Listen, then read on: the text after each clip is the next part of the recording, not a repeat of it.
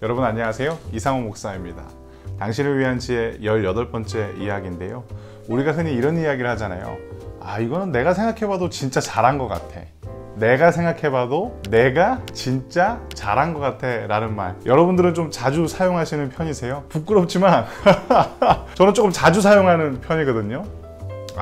저는 이걸 별로 대수롭지 않게 여겼습니다. 그런데 이건 내가 생각해봐도 내가 참 잘한 것 같아 라고 할 때 나라는 존재는 남지만 가장 중요한 한 분이 잊혀져 가더라고요. 바로 하나님이셨습니다. 그래서 지혜자인 솔로몬은 이 문제, 내가 생각해봐도 이건 내가 정말 잘한 것 같아 라는 이 문제가 당신의 생각보다 심각한 문제라고 이야기를 해줍니다. 그러면 왜 그렇게 솔로몬이 우리에게 조언해 주는지 살펴보도록 하겠는데요. 제가 잠언 18장 12절 말씀을 여러분에게 읽어드리겠습니다. 마음의 교만은 멸망의 선봉장이요 겸손은 존귀의 앞잡이이다. 아멘.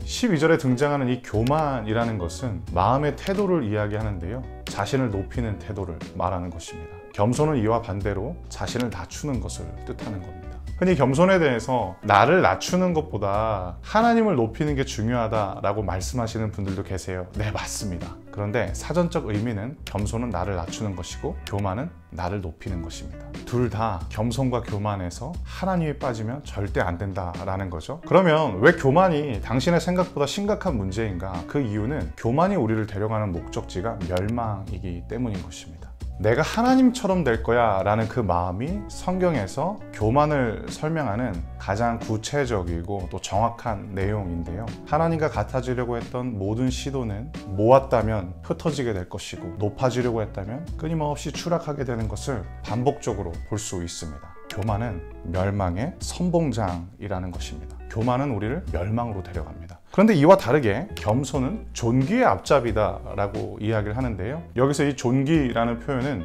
영광이라고도 해석할 수 있습니다. 겸손이 우리를 데려가는 곳, 우리가 마음을 낮췄을 때 우리를 어디로 데려가느냐? 영광으로 데려간다 라는 것입니다. 이건 내가 생각해봐도 내가 참 잘했어가 아니라 이런 표현을 해보셨으면 좋겠는데요, 그것은 무엇이냐면 하나님이 도와주셨어 라는 표현입니다. 그러면 교만해지려고 하는 그 순간에 하나님 앞에 나를 낮추게 되는 것이고, 겸손해지는 순간에도 단순히 나만 낮추는 것이 아니라 하나님을 드러내게 된다라는 거죠. 제가 최근에 어떤 이야기를 들었냐면은, 회사에서 하나님 믿는 분이 남들이 보기에도 너무 잘 된 거예요. 감사할 결과가 생긴 거죠. 그때 믿지 않는 사람들한테 이런 얘기를 했대요. 하나님이 나를 도와주셨어 라고 했을 때, 그러자 주변 사람들, 특별히 하나님을 믿지 않는 사람들의 마음 가운데 그 사람이 잘한 성과가 남는 게 아니라 하나님이 남았다 하더라고요. 저 사람이 믿는 하나님은 어떤 분일까? 저 사람이 믿는 하나님이 참 궁금하다. 그것이 겸손입니다.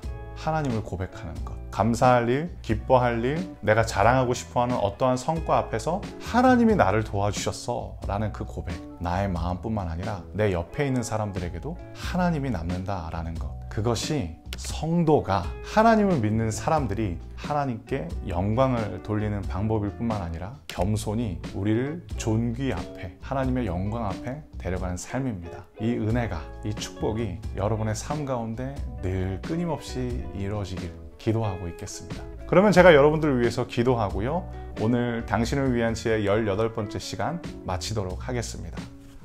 하나님, 삶의 어떤 순간에도 하나님을 자랑하게 하여 주시옵소서. 내가 잘한 것이 아니라 하나님이 선물로 주셨고 하나님이 도와주셨어 라고 고백하게 하여 주시옵소서. 그래서 우리의 마음뿐만 아니라 나를 바라보는 모든 사람들에게도 하나님이 남게 하여 주시옵소서. 이 모든 말씀 겸손하고 온유하고 언제나 우리와 함께 하시는 예수님의 이름으로 기도드렸습니다. 아멘.